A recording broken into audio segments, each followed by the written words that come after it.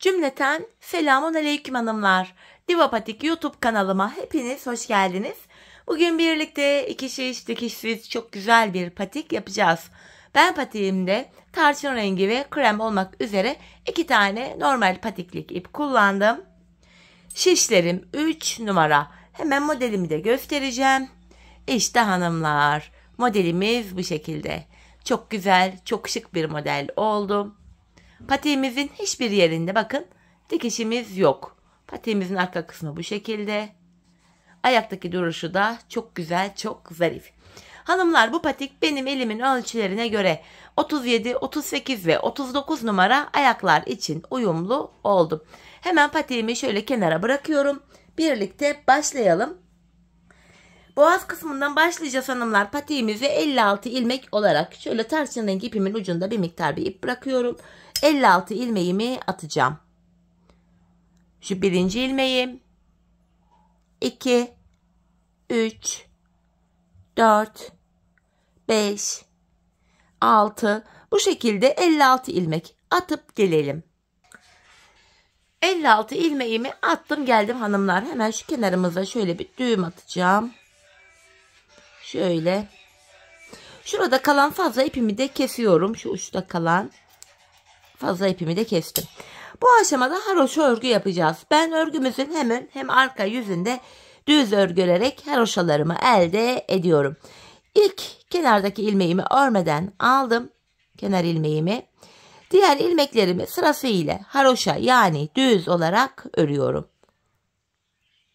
Bu şekilde haroşamızı yapıyoruz hanımlar. Sıra sonuna kadar ilmeklerimizi haroşa örelim gelelim. Evet, sıra sonuna kadar ilmeklerimi ördüm. Geri dönüyorum. Geri döndüğümüzde hanımlar bakın ön yüzdeyiz. Ön yüzde olduğumuzu şöyle kabul ediyorum. Şu başlangıç ipimiz eğer sol taraftaysa ön yüzdeyiz demektir. Ön yüzde bakın şu anda bir diş haroşamız oluştu. Buraya yine haroşa örmeye devam edeceğiz. Kenar ilmeğini aldıktan sonra yine ilmeklerimi sıra sonuna kadar bu şekilde öreceğim. Arka yüzde yine tekrar düz öreceğim. Bu defa ön yüzde 2 diş haroşa olacak. Hanımlar, 56 ilmek ile burada toplamda 4 diş haroşamız olana kadar devam edeceğiz. Şu anda bir diş haroşamız var. 3 diş haroşa daha örmemiz gerekiyor. Bu bölümde toplam 4 diş haroşamız olana kadar örelim gelelim. Evet hanımlar, 4 diş haroşam olana kadar ördüm geldim. Şimdi artırmalara başlayacağız. Artırmalara ilk 23 ilmeği ördükten sonra başlayacağız. Orta kısımda artırmalar devam edecek. Ta ki son 23 ilmek kalana kadar. Şu sol tarafa kolaylık olsun diye 23 ilmeğimi ayırayım. 3, 6, 9, 12, 15, 18, 21, 22 ve 23. Hemen şuraya bir işaret koyayım. Buraya bir ip gibi bir şey de koyabilirsiniz. Yeri belli olsun diye. Şöyle buraya işaretimi koydum. Şimdi hanımlar yine haroşaya devam ediyoruz. Kenar ilmeğim ile birlikte buraya toplam 23 ilmek öreceğim. 4 ilmek oldu. 5, 6, 7, 8, 9, 10, 11, 12, 13, 14, 15, 16, 17, 18, 19, 20, 21, 22, 23 ilmek ördüm. Şimdi artırmaları yapacağız hanımlar. 23 ilmekten sonra şöyle ipimi şişime bir kere doluyorum. Öndeki bir ilmeğimi düz ördüm. İpimi şişime bir kere doluyorum. Yani artırma oluyor bunlar. Bir ilmek düz örüyorum. Yine ipimi şişime doladım. Bir ilmek düz ördüm. İpimi şişime doladım. Bir düz ördüm. İpimi şişime doladım. Bir ilmek düz ördüm. İpimi şişime doladım. Bir tane düz ördüm. Tekrar doladım. Düz ördüm. Doluyorum. Düz örüyorum. Doladım. Düz ördüm. Doladım. Düz ördüm. Bakın işarete kadar geldim. Tekrar doluyorum. İşaret hemen şurada sağ şişime aldım. Burada kalan 23 ilmeğimi normal örüyorum. Sıra sonuna kadar buradaki 23 ilmeğimi haroşa öreceğim. İlk artırmalarımızı yaptık. Bu şekilde 56 ilmeğimiz vardı. Artırmaları yapınca bu orta kısım şişimizde 67 ilmeğimiz oldu. Tam orta kısımdan artırmalarımızı yapmış olduk. Sonuncu ilmeğimi de ördüm. Şimdi geri döndük, arka yüzdeyiz. Artık arka yüzde artırma yapmayacağım hanımlar. İlmekleri hep haroşa olarak öreceğiz. Sadece bu aşamada bu artırdığımız yerler delik görüntü olmasın diye ilmeklerin yönünü değiştirerek örüyoruz. Hemen göstereceğim artırmalara gelince nasıl yapacağımızı. Öncelikle kenardaki normal haroşa ilmeklerimi örüyorum. Bakın yine şu ayracımı, burada 23 ilmek vardı. Şişime aktardım çünkü bir kere daha artırma yapacağız. Şuradaki 23 ilmek lazım olacak.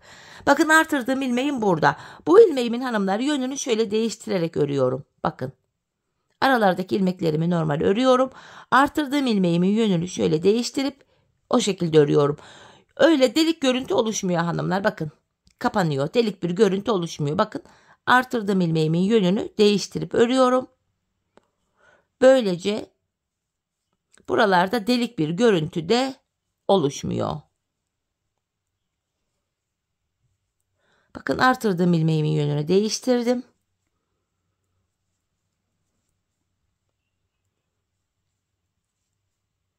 Şöyle. Bakın hanımlar. Asla delik bir görüntü yok. Dümdüz görünüyor. Şöyle. Kalan 23 ilmeğim var. Bunları da yine haroşa olarak örüyorum.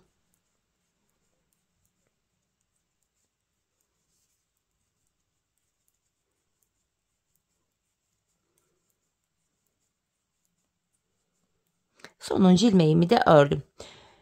Evet, şimdi bir kere artırma yaptık. Tekrar ön yüzdeyiz. Bir kere daha artırma yapacağız. Artırma işlemi 2 kere tekrar ediyor. Sonuncu artırmamız olacak.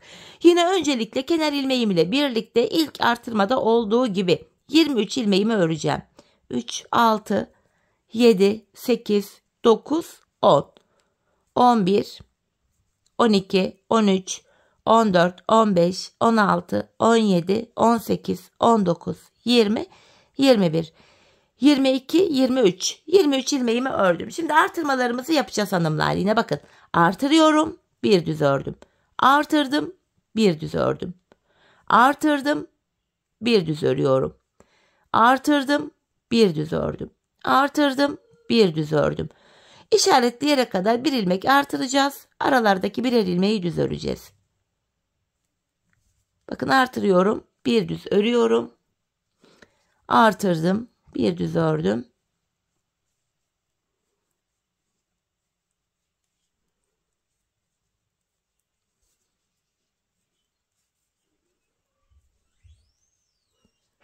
Artırdım. Bir düz ördüm. Artırdım. Bir düz ördüm. Artırdım. Bakın son 23 ilmeğe kadar geldik. En son artırdım.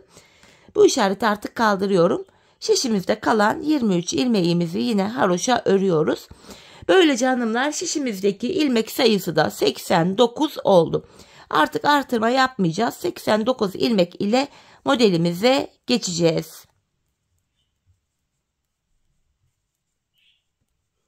Evet, sonuncu ilmeğimi de ördüm. Şimdi arka yüzdeyiz hanımlar. Arka yüzde ilmeklerin tamamını yine haroşa olarak öreceğiz. Şu artırdığımız ilmekleri de yine ilk sırada ilk modelde olduğu gibi yine aralardaki artırdığımız ilmeklerin yönünü değiştirerek öreceğiz. Delik görüntü oluşmasın diye. Sıra sonuna kadar ilmeklerimizi örelim. Ön yüzde buluşalım. Evet hanımlar, ilmeklerimi sıra sonuna kadar ördüm. Şimdi ön yüzdeyiz. Artık şurada krem ipimize geçeceğiz. Model kurulumuna başlayacağız. Öncelikle hanımlar, krem ipimi aldım. Renk geçişi olduğu için ilk ilmeğimi normal düz örerek başlıyorum. Hemen yanına bir ilmek ters ördüm. Şuradaki ipimizin ucunu da şöyle düğümleyeceğim, krem ipimin ucunu. Patiğimiz sökülmesin diye hemen şuraya düğümümü attım. Kenar ilmeğinden sonra bir tane ters ördük. Bir ilmek daha ters örüyorum. Yani 2 tane ters oldu burada. Yapacağımız işlem şöyle hanımlar. Bu aşamada 3 ilmek düz öreceğiz. Modelimiz 3 ilmekten oluşuyor. Buğday başağı modeli bu. 3 ilmek düz ördüm. 1 ilmek ters. İlk başlangıçta kenar ilmeğinden sonra 2 ters örmüştük. Devamı 3 düz 1 ters. 3 ilmek düz 1 ilmek ters. 3 ilmek düz örüyoruz. bir ilmek ters. 3 düz, bir ters. 3 düz, bir ilmek ters. Modelin ilk sırası bu şekilde gidiyor hanımlar. İlmeklerimizi bu şekilde sıra sonuna kadar örelim gelelim. Evet hanımlar, ilmeklerimi ördüm. Bakın en son şuraya 3 ilmek düz ördüm. Kenarda son 3 ilmek kaldı. İlk başlangıçta olduğu gibi buradaki ilk 2 ilmeğimi ters olarak örüyorum. Son kenar ilmeğimi de düz ördüm. Ön yüzümüzü tamamladık. Geri döndük. Arka yüzdeyiz hanımlar. İlmeklerimizi gördüğümüz gibi öreceğiz. Kenar ilmeğinden sonra bakın düz ilmeklerimi düz öreceğim. 2 düz. Hemen şurada 3 ilmek ters var. Ön yüzde düz ördüğümüz ilmekler arka yüzde ters örülüyor. 3 ters. Yanında 1 ilmek düz. 3 ilmek ters. 1 düz. 3 ters. 1 düz. 3 ters. 1 düz. 3 ters. Bu şekilde hanımlar sıra sonuna kadar ilmeklerimizi gördüğümüz gibi örüp gelelim. Sıra sonuna kadar ilmeklerimi ördüm hanımlar. Şimdi ön yüzdeyiz. Yine gördüğümüz gibi ilmeklerimizi öreceğiz. Kenar ilmeğinden sonra hemen yanında 2 tersim var. Ters ördüm. 3 düz. 1 ters. 3 düz. 1 ters. 3 düz. Yine gördüğünüz üzere ön yüzde ilmekleri gördüğümüz gibi öreceğiz. Sıra sonuna kadar hanımlar ilmeklerimizi gördüğümüz gibi örelim gelelim. Sıra sonuna kadar yine ilmeklerimi ördüm geldim hanımlar. Arka yüzde 4. sıradayız. Artık bu son sıramız. Kenar ilmeğinden sonra yine ilmeklerimi bakın 2 düz ilmeğim var. Düz ördüm. Yanındaki 3 tersimi ters örüyorum. Yani yine bu sıramızda ilmekleri gördüğümüz gibi öreceğiz. 1 düz. 3 ters. 1 düz. 3 ters. 1 düz. 3 ters. Bu şekilde. Sıra sonuna kadar örelim gelelim. Evet hanımlar, ilmeklerimi ördüm. Son bir ilmek kalana kadar artık ön yüzde renk geçişi yapacağım için ipi kendime doğru alıyorum ve sonuncu ilmeğimi örmeden aldım. Çünkü ön yüzde renk geçişi yapacağım. İlk ilmeğimi örerek başlayacağım. Şimdi hanımlar, tarçın rengi ipimi aldım. Bu ilk 4 sıra krem ile yaptığımız modelimizin temeliydi. Şimdi modelimize geçiyoruz, ana modelimize. Modelimiz 4 sıradan oluşuyor hanımlar. 4 sıra. Modelimizde şimdi 1. sıradayız. Renk geçişi olduğu için ilk ilmeğimi örerek başladım. Yanındaki 2 ters ilmeğimi yine ters örüyorum. Şimdi burada 3 tane düz ilmeğim var. Buraya model kuracağız. Ortanca ilmeğimin bakın altta 1, 2, 3 ilmek altına şişimi takarak şöyle uzun bir ilmek çıkarıyorum. Biraz bol gevşek çıkarttım. Model düzgün düşsün diye hanımlar. Eğer ki böyle sıkarsak burayı modelimiz düzgün düşmez. Bir ilmek çıkarttım. Ortadaki 3 ilmeğimi düz örüyorum. Ardından tekrar aynı alta girerek aynı yerden bir ilmek daha çıkartıyorum. Şimdi arada bir tersimiz var, ters ördük. Bu 3 düz ilmek üzerine model kuruyoruz. Yine ortadaki ilmeğimin 1, 2, 3 ilmek altına girerek şöyle bir ilmek çıkarttım. Öndeki 3 ilmeğimi düz örüyorum ve tekrar aynı yere girerek alta buradan da bir adet ilmek çıkarttım. Bakın 2 modelimizi böylece yapmış olduk. Şöyle hanımlar. İlk modelimizin ilk sırasında görüntümüz bu şekilde. Şimdi devam ediyoruz yine. Ortada bir tane ters ilmeğim var. Yine 3 ilmeğim var. Ortadaki ilmeğimin 1, 2, 3 ilmek altına girerek bir uzun ilmek çıkartıyorum. Ortadaki 3 ilmeğimi düz ördüm ve tekrar aynı yere girerek buradan da bir ilmek daha çıkarttım. 3. modeli de yaptık. Model böyle ilerliyor. Yanında bir tane ters ilmeğimiz var. Yine öndeki modeli birlikte yapalım. Ortadaki ilmeğimin 1, 2, 3 ilmek altına inerek uzun bir ilmek çıkarttım. Ortadaki 3 ilmeğimi düz örüyorum ve tekrar aynı yere girerek bir ilmek çıkartıyorum. Model kurulumu bu şekilde yapılacak hanımlar. İlk 4 modeli birlikte yaptık. Sıra sonuna kadar modelimizi bu şekilde kuralım gelelim. Evet hanımlar, sıra sonuna kadar modelimi yaptım. Modelimizin ön yüzde ilk sırasını bitirmiş olduk. Geri dönüyorum. Arka yüzde modelde 2. sıramız. Bu sıramızda kenar ilmeğinden sonra ilmekleri gördüğümüz gibi örüyoruz. 2 düz ilmeğimi düz ördüm. Bu aşamada yapacağımız şu. İpi kendime doğru alıyorum. Yani arka yüze doğru. Alttan aldığımız, çıkarttığımız uzun ilmekleri örmeden alıyoruz. Aralardaki 3 ilmeği ters örüyoruz. Bakın yine uzun ilmeğimi örmeden aldım. Aralarda bir düzümüz düz örülüyor. Bu kısımda yine ilmeklerimiz gördüğümüz gibi örülüyor. Fakat ön yüzde alttan çıkarttığımız uzun ilmeklerimizi örmeden sağ şişimizi alıyoruz. Bakın bu şekilde. Bir düzüm var. Uzun ilmeği örmeden aldım. 3 tersim var. Tekrar uzun ilmeği örmeden aldım. Aradaki bir düzümü düz örüyorum. Arka yüzde ikinci sıramız bu şekilde tamamlanıyor hanımlar. Şimdi ilmeklerimizi sıra sonuna kadar yapalım, örelim, gelelim. Evet hanımlar, sıra sonuna kadar ilmeklerimi ördüm. Şimdi tekrar geri dönüyorum. Ön yüzde 3. sıradayız. Bu sıramızda da hanımlar, kenar ilmeğini aldıktan sonra hemen yanındaki 2 ilmeğimi ters ördüm. Şimdi ilmekleri toplayacağız. Alttan çıkarttığım uzun ilmek ile bu 3 ilmeğim vardı. Bunun ilkini birlikte keserek örüyorum. Ortanca ilmeğimi düz ördüm. Ardından şu ikinci çıkarttığım uzun ilmeğimi alıyorum. Şöyle bakın, 3. ilmeğin önüne bırakıyorum. İkisini keserek örüyorum. Bu şekilde bir önceki ön yüzde çıkarttığımız ilmekleri bu sıramızda toplamış oluyoruz. Aralardaki birer ters ilmeğim ters örülüyor. İkinci modelimi yapıyorum. Şu uzun ilmek ile ilk ilmeğim, ikisini birlikte keserek ördüm. Ortadaki bir ilmeğimi düz örüyorum. Şu ikinci uzun ilmeği de aldım. Bakın şu 3. ilmeğin üstüne bıraktım. İkisini keserek ördüm. Gördüğünüz gibi ikinci modelimizi de toplamış olduk hanımlar. Şöyle. Şimdi devam edeceğiz hanımlar. Araya bir ilmek tersimi ördüm. 3. modelimi yapıyorum. Şu uzun ilmek ile önündeki düz ilmek, ikisini keserek ördüm. Bir ilmek düz örüyorum. Ardından şu ikinci uzun ilmeği de 3. ilmeğin önüne bırakıp ikisini kesiyorum.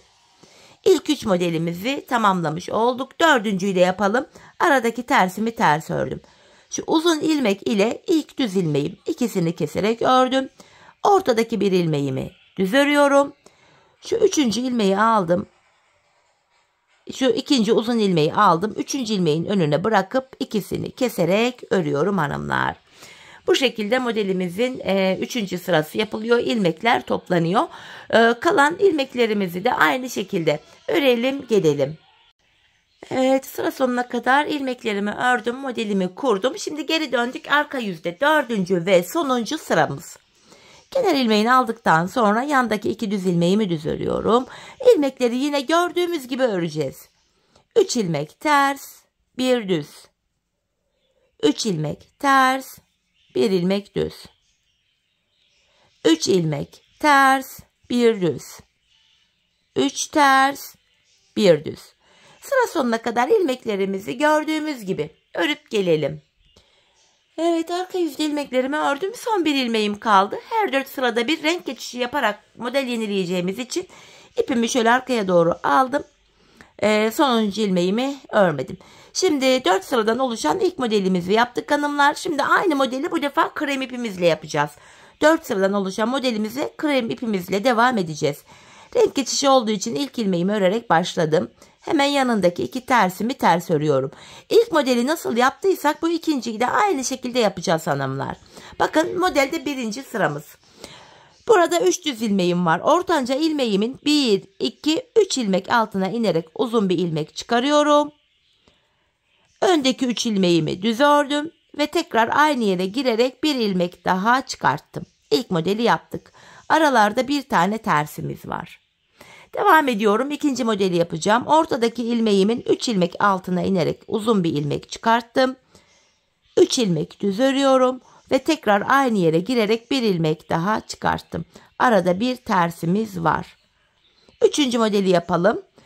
Ortadaki ilmeğimin 1, 2, bakın 3 ilmek altına inerek uzun bir ilmek çıkarttım. Ortadaki 3 ilmeğimi düz örüyorum ve tekrar aynı yere girerek bir ilmek daha çıkarıyorum. Gördüğünüz gibi modelin ilk sırası böyle yapılacak. Yine arka yüzde yine ön yüzde sıra sonuna kadar ilmeklerimizi bu şekil örüp gelelim. Evet hanımlar, ilmeklerimi sıra sonuna kadar ördüm. Şimdi arka yüzde modelde 2. sıradayız. Yine bu sıramızda da kenar ilmeğinden sonra 2 ilmek düzümü örüyorum. Tekrar ilmekleri gördüğümüz gibi örüyoruz. Fakat ön yüzde alttan aldığımız şu uzun ilmekleri bakın örmeden alıyoruz. Bunu yaparken de ipimiz arka yüzde yani bizden tarafta oluyor. Aradaki 3 ilmeğimi ters örüyorum. Alttan çıkarttığım ilmeği örmeden aldım. Arada bir düzüm var. Yine ilmekler gördüğümüz gibi örülüyor. Dediğim gibi sadece ön yüzde alttan çıkarttığımız uzun ilmekleri bu sıramızda örmeden sağ şişimize alıyoruz. Bu şekil. Sıra sonuna kadar ilmeklerimizi örüp gelelim. Evet hanımlar, arka yüzde yine modelimi yaptım. Tekrar geri dönüyorum. Ön yüzde modelde 3. sıradayız. Kenar ilmeğinden sonra yanındaki 2 ilmeğimi ters örüyorum. İlmeklerimizi topluyoruz artık. Şu uzun ilmek ile ilk düz ilmeğim, ikisini keserek ördüm. Ortadaki bir ilmeğimi düz örüyorum. Şu ikinci uzun ilmeğimi de 3. ilmeğin önüne getiriyorum. İkisini keserek örüyorum. Arada bir tersim var. İkinci modelde aynı şekilde yapılıyor. Uzun ilmek ile ilk düz ilmek, ikisini bir ördüm. Yanındaki bir ilmeğimi normal düz örüyorum. Ve şu ikinci uzun ilmeği de üçüncünün önüne bırakıp ikisini kestim. Arada bir tersimiz var. Modelimiz 3. sırada bu şekilde yapılıyor. İlmeklerimiz toplanıyor. Eski sayısına dönüyor böylece. Bu şekilde. Yine ilmeklerimizi hanımlar sıra sonuna kadar örüp gelelim. Evet. Modelimi sıra sonuna kadar ördüm. Şimdi arka yüzde modelde 4. ve sonuncu sıradayız. Bu sıramızda da hanımlar kenar ilmeğinden sonra 2 düz ilmeğimi düz örüyorum. Yanında 3 ters ilmeğim var, ters örüyorum. Yani ilmeklerimizi gördüğümüz gibi öreceğiz. Düz ilmeklerimizi düz, ters ilmeklerimizi de ters olarak. Sıra sonuna kadar ilmeklerimizi örelim gelelim. Evet, sıra sonuna kadar ördüm hanımlar. Yine ön yüzde renk geçişi yapacağım için ipimi aradan çıkarıp sonuncu ilmeğimi örmedim. İlk 2 modelimizi bitirdik hanımlar. Şimdi tekrar tarçın rengi ipimize geçerek aynı modeli yeniden kuracağız 3. kez. İlk modeli tarçın ile yapmıştık. İkinciyi krem ile yaptık. 3. modelde de yine tarçın rengimizi kullanacağız. İlk ilmeğimi örerek başladım. Yandaki 2 tersimi ters örüyorum. Yine öndeki 3 düz ilmek var. Ortancanın 3 ilmek altına inerek ilmek çıkaracağız. 3 ilmek düz öreceğiz. Ve tekrar aynı yere girerek bir ilmek daha çıkaracağız. Aralara birer tane ters örüyoruz. Yine ilk 2 modeli nasıl yaptıysak 3.'yü de aynı şekilde kuracağız hanımlar. Model böyle devam edecek. Şimdi ben bu patiğime toplamda hanımlar bakın tarçın, krem ve en son tarçın. Toplamda 5 tane modelimi kurdum. 5 model yaptım. Tarçın 1, krem 2, tarçın 3, krem 4, en son tarçın 5. 5 tane model yaptım. Şimdi hep birlikte bu bölüme 5 tane modelimizi yapalım gelelim. 5. modelin 4. sırasını arka yüzde en son örüp gelelim hanımlar. Ardından buluşalım, birlikte tabanımızı yapacağız. Evet hanımlar, bu bölüme toplam 5 tane buğday başağı desenimden yaptım geldim. Bu aşamada şöyle ilmeklerimi geçici olarak misinalı şişe taktım. Şeklimizi tam gösterebileyim diye. Çünkü düz şişte şekil net görünmüyor. Patimizin şekli duruşu böyle hanımlar. Görüntümüz böyle oluyor. Şimdi 4 sıradan oluşan 5. modelimizi yaptık. Şimdi ön yüzdeyiz. Yine normal şişlerime geçiş yapacağım. Taban yapacağız fakat öncesinde buraya haroşa örmemiz gerekiyor. Bir diş haroşamız olacak. Bu aşamada ilmeklerimizin tamamını sıra sonuna kadar düz olarak öreceğiz hanımlar. Ardından geri döneceğiz. Arka yüzde de yine ilmeklerin tamamını düz öreceğiz. Böylece ön yüze bir diş haroşa düşecek. Bu şekilde burada bir diş haroşamız olana kadar örelim gelelim. Bir diş haroşamı ördüm geldim. Şimdi tabanımıza başlıyoruz. Bu aşamada hanımlar tabanımıza şu burun kısmından başlayacağız. Öncelikle tabanımız için buruna 7 ilmek ayıracağız. Toplamda 89 ilmek vardı. 7 ilmek tabana ayırınca geriye 82 ilmek kalıyor. 82 ilmeği de iki yana eşit paylaştırınca 41'er ilmek düşüyor. Öncelikle bu tabanımızı yapabilmek için şu ilk sağ kenardaki 41 adet ilmeğimizi öreceğiz. Kenar ilmeğiyle birlikte toplam 41 ilmek. Şu anda 6 ilmeğimiz oldu. Burada 41 ilmeğimiz olana kadar düz örelim gelelim. Evet, 41 ilmeğimi ördüm geldim hanımlar. Şimdi burun kısmı için 7 ilmek daha örüyorum. 1, 2, 3, 4, 5, 6, 7. Saydığımız anda şu sol kenarda da 41 adet ilmeğimiz kalıyor. Şimdi 7 ilmekten sonra geri dönüyorum hanımlar. Tabanımızda da yine haroşa örgü yapacağız. Bu aşamada ipimiz hep karşıda olacak ve ilk ilmeği örmeden alıyoruz. Şu ikinci ilmeğim 3, 4, 5, 6, 7. Buruna ayırdığımız 7 ilmeğimizi tekrar ördüm. Yeniden geri dönüyorum. Buraya 7 ilmek ile bir diş haroşa oluştu. Şimdi tabanımız 13 ilmek olacak. Burada 13 ilmek olana kadar her sırada yanlardan birer birer ilmek alarak tabana ekleyeceğiz. Şöyle ki yine ipim karşıda, ilk ilmeği örmeden aldım. Öncelikle 7 ilmeğimi örüyorum. 5, 6, 7. Bir ilmek şu kenardan örerek ortaya ekledim. 8 oldu. Geri dönüyorum. İpim karşıda yine ve ilk ilmeği örmeden aldım. Şimdi de 8 ilmeğimi öreceğim. 5, 6, 7, 8. Bir ilmek de şu kenardan örerek ortaya ekledim. 9 etti. Geri dönüyorum. Şimdi de bu ortadaki 9 ilmeği öreceğiz. 4, 5, 6, 7, 8, 9. Hemen şu kenardan bir ilmek örerek ortaya ekledim. 10. Geri dönüyorum. İpim karşıda, ilk ilmeği örmeden aldım. 10 ilmeğimi öreceğim. 4, 5, 6, 7, 8, 9, 10. Bir ilmek de yan taraftan örerek ortaya ekledim. 11 oldu. Tekrar geri döndüm. Yine ipim karşıda, ilk ilmeğimi örmeden aldım. Şimdi de 11 ilmeğimi öreceğim. 5, 6, 7, 8, 9, 10, 11. Bir ilmek de şuradan örerek ortaya ekledim. 12. Tekrar geri döndük. Yine ipim karşıda, ilk ilmeği örmeden aldım. 12 ilmeğimi öreceğim. 5, 6, 7, 8, 9, 10, 11, 12. Bir ilmek de kenardan alarak ördüm. Ortaya ekledim. Böylece ortada, bu tabanda 13 ilmeğimiz oldu. Bakın patiğimizin bu burun kısmında da oval bir görüntü oluştu. Ayak anatomisine de uygun oluyor böylece. Şimdi 13 ilmek ile kesimlere başlayacağız. Yapacağımız işlem şu. Tabanda 13 ilmek var. 12 ilmek öreceğiz. 13. de kesimi yapacağız. Yine ipim karşıda, ilk ilmeği örmeden aldım. 12 ilmek öreceğim. 4, 5, 6, 7, 8, 9, 10, 11, 12. 13. ilmeği örerken yanındaki ilmeği de alıyorum. İkisini keserek örüyorum. Geri döndüm. Kesimden sonra geri dönüyorum.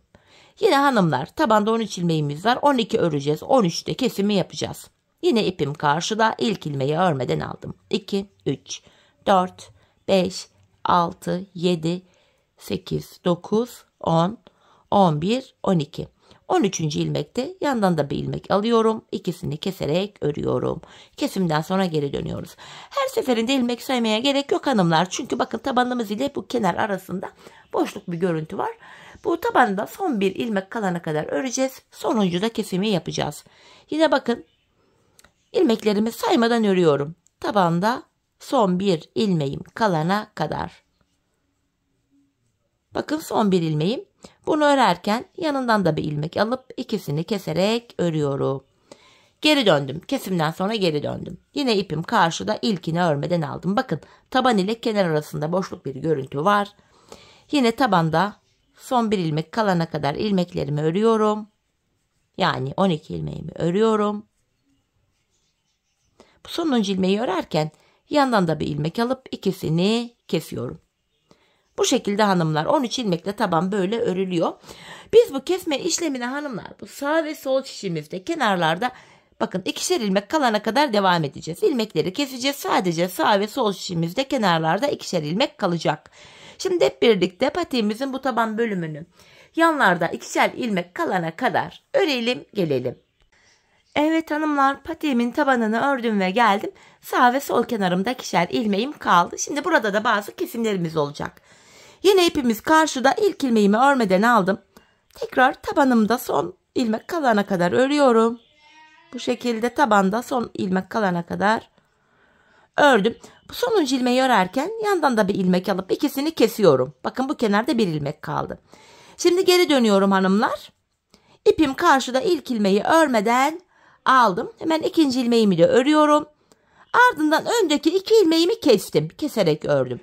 Şimdi şu tabanımızda son 4 ilmek kalana kadar öreceğiz. Oradan da bir kesim yapacağız. Bu şekilde.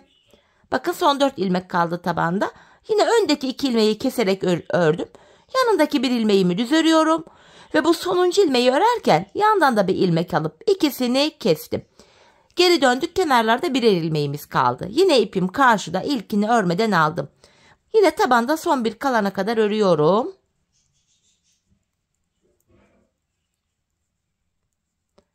Bakın son bir kaldı. Bunu örerken şu son ilmeği de aldım. İkisini keserek ördüm. Tekrar geri dönüyorum. Bu aşamada ipim karşıda, yine ilkini örmeden aldım. İkinciyi örüyorum. Tekrar şu öndeki 2 ilmeği keserek ördüm. Şu kenardaki bir ilmek hariç şu tabanda son 4 kalana kadar örüyoruz yine. Bakın son 4 kaldı burada. Öndeki 2 ilmeği de kestim. Yanındaki bir ilmeği normal düz ördükten sonra sonuncu ilmeği örerken yanındakini de alıp ikisini kesiyorum. Evet hanımlar, şu an burada 3, 6, 9 ilmeğimiz kaldı. Topuk bölümünde de şöyle oval bir görüntü oluştu. Artık 9 ilmek ile patiğimizin şu arka bölümünü öreceğiz hanımlar, şu bölümü. Burada da yine haroşa örgü yapıyoruz. İpim karşıda, ilkini örmeden aldım. Arka bölümde son 2 ilmek kalana kadar örüyorum. Son 2 ilmeğimi kesiyorum. Bakın şu kenarlarda kenar ilmek yerleri var şurada. Buradaki kenar ilmek yerine ilmeğin 2 kanadına birden girerek ilmek çıkarttım. Tekrar 9 ilmeğimiz oldu. Bu şekilde hem patiğimizin arkasını örmüş oluyoruz hem de arkası şu kenarlara eklenmiş oluyor. İlmek çıkarttıktan sonra geri döndüm. İpim karşıda, ilkini örmeden aldım. Yine son 2 ilmeğim kalana kadar örüyorum ilmeklerimi. Bakın son 2 ilmek, ikisini kesiyorum. Bu sağ kenardan da ilmek çıkarırken hanımlar şöyle arkadan girip şu şekilde ilmek çıkarılabilir. Bakın şöyle. Ya da şu şekilde de yapılabilir. Dönersiniz hanımlar. Geri döndükten sonra hemen şuradaki kenar ilmek yerine ilmeğin 2 kanadına birden girerek şöyle ilmeğimizi çıkartıyoruz. Tekrar 9 ilmek oldu. Tekrar son 2 ilmek kalana kadar öreceğim. Patiğimizin arkası böyle örülüyor. Son 2 ilmek kalana kadar örüyoruz. Son 2 ilmeği bu şekilde kesiyoruz ve sıradaki kenar ilmek yerine ilmeğin 2 kanadına birden girerek ilmek çıkarıyoruz. Geri döndüm. Yine ipim karşıda, ilkini örmeden aldım. Tekrar son 2 ilmek kalana kadar öreceğim. Son 2 ilmeğimi kesiyorum. Bu kenardan ilmek çıkaracağız şimdi. Geri döndüm, ön yüzdeyim. Bir sonraki kenar ilmek yerine şöyle ilmeğin 2 kanadına birden girerek ilmeğimi çıkarttım. 9 ilmekle arkası böyle örülüyor. Biz bu işlemi hanımlar şuraya ve şuraya gelene kadar, yani son kenar ilmek yerlerine gelene kadar devam edeceğiz. Şimdi patiğimizin arkasını bu şekilde tamamlayalım, gelelim. Evet hanımlar, patiğimin arka bölümünü son kenar ilmek yerlerine gelene kadar ördüm geldim. Artık ilmeklerimi kesiyorum. İkişer ikişer toplayarak ilmeklerimi kesiyorum. Son bir ilmeğim kaldı, onu da kestim. Patiğimizin bu örgü bölümünü böylece tamamladık. Hanımlar, ben bir de patiğimizin kenarına şöyle tek sıradan oluşan bir kenar oyası gittim. Dileyen böyle sade de kullanabilir. Kenar oyası yapmak isteyenlere de hemen nasıl yapıldığını göstereceğim. Tığımı aldım çünkü tığ ile yapıyorum. Öncelikle şu bitiş yerinde tümsek bir görüntü oluşmasın diye şöyle dibine batarak burayı düzlüyorum. Şimdi kenar oyamızı şöyle yapacağız. Hemen öndeki kenar ilmek yerine ilmeğin 2 kanadına birden batarak şöyle bir sık iğne oluşturdum. 3 zincir çekiyorum. Sık iğnenin içine batarak şöyle bir kirpik oluşturdum. Ardından bu kirpiği sabitlerken önündeki değil bir sonraki kenar ilmek yerine girerek kirpiğimi sabitliyorum. Şimdi tekrardan ikincisini yapacağız. Normal sık iğnemizi yaparken sıradaki kenar ilmek yerine batarak ilmek çıkarıyorum. Şöyle sık iğnemi yaptım. 3 zincir çekiyorum. Bu sık iğnenin içine batarak şöyle bir kirpik oluşturuyorum ve bu kirpiği sabitlerken sıradaki değil bir sonraki kenar ilmek yerine batarak sabitlememi yapıyorum. Üçüncüyü de yapalım birlikte. Öncelikle hemen sık iğne yapıyorum. Sıradaki kenar ilmek yerine batarak sık iğnemi oluşturdum. 3 zincir çekiyorum. Sık iğnenin içine şöyle batarak kirpik oluşturuyorum ve kirpiği sabitlerken sıradaki değil bir sonraki, yani kenar ilmek yere atlıyoruz bir tane. Buraya batarak kirpiğimi sabitliyorum. Bu şekilde kenar oyamızı yapacağız hanımlar. Bu şekilde patiğimizin çevresini dolanacağız. İlk başladığımız yere kadar kenar oyamızı tamamlayacağız. Şimdi kenar oyamızı tamamlayıp gelelim. Evet hanımlar, kenar oyamı yaptım geldim. Patiğimin çevresini dolandım. Bakın ilk başladığımız yere kadar hemen şuraya da artık 2 tane zincirimi çektim ve ipimi kesiyorum. Hemen ipimizin ucunu gizleyeceğim. Şu arka ilmek aralarına şöyle girerek böyle düğümleyerek tığım ile gizliyorum. Patiğimizi tamamladık hanımlar. Şöyle. Bakın patiğimiz görüntü itibariyle hemen açayım. Bakın şeklimiz bu. Görüntü bu. Haroşa örgü olduğu için bakın hanımlar ayağı sarıyor. Esnek bir model bu şekilde. Çok güzel, çok şık oldu. Çok zarif durdu. Hemen manken ayağıma da giydireyim. Birlikte ayağımızda da görelim. Ben çok beğenerek yaptım hanımlar modelimi. Çok severek yaptım. Hatta bundan 3 yıl önce bu modeli tek renk olarak çalışmıştım. Bu defa 2 renkli olarak denedim. Bu şekilde de çok yakıştı. Çok güzel durdu. Ben çok sevdim. Yapacak olanlara da şimdiden kolay gelsin diyorum. İşte patiğimizin ayaktaki duruşu da bu şekilde. Bakın hanımlar, patiğimizin kenarları duruşu şöyle. Tabanımız, topuğumuz, model bu. Evet hanımlar, yine birlikte güzel bir modelin daha sonuna geldik. Umarım sizlere faydalı, hoş bir video olmuştur. Yeni modellerde, yeni videolarda buluşmak dileğiyle. Şimdilik hoşça kalın, sağlıcakla kalın.